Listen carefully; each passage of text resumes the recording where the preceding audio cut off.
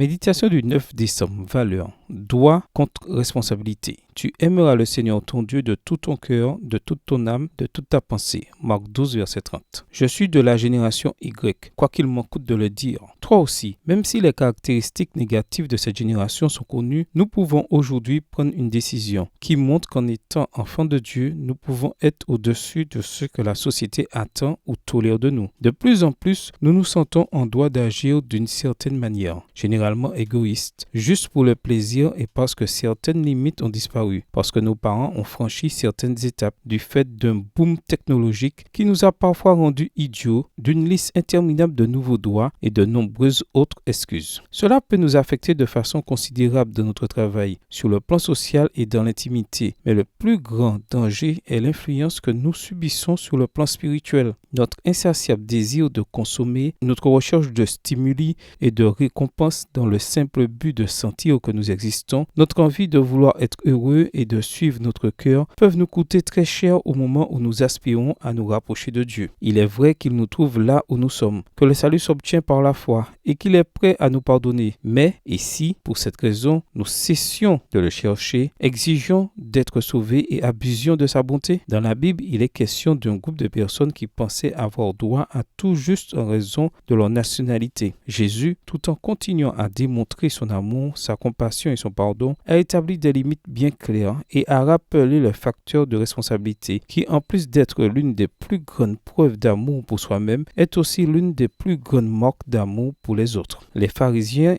se retranchaient derrière la loi pour attaquer autrui et protéger leur orgueil, leurs décisions et leurs péchés, juste parce qu'ils pensaient en avoir le droit. Nous pensons parfois avoir le droit, la nécessité, la liberté et même le devoir d'inventer de nouvelles règles pour la même raison. Jésus n'a pas enfreint la loi, même si cela lui a coûté la vie. Et il a également défendu les principes les plus élevés qui y sont gravés et a appelé à la responsabilité aussi bien chez les pharisiens qui allaient jeter une pierre que chez la femme qui devait cesser de pécher. Aujourd'hui, il nous appelle à quelque chose de plus important que ce que le monde propose et met en place. Il nous appelle à revenir à sa parole, à l'aimer davantage et moins nous-mêmes, à défendre certains droits sans jamais fuir nos responsabilités. Il a promis d'être avec nous et il accomplira tout le reste. Bonne journée à toi et que le Seigneur te bénisse.